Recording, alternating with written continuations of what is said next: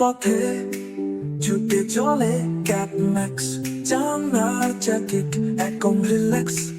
দেখলো সে এক হাঁসের ছানা আটকে গেছে নালায়, যেখানে ছিল কাদা। থামলো ম্যাক্স, করলো না দেরি, কোলে তুলে নিল সে স্নেহ করে ভারী। ছোট্ট কম্বলে তাকে মুড়িয়ে দিল, ভালোবাসা দিয়ে তাকে বাঁচিয়ে নিল।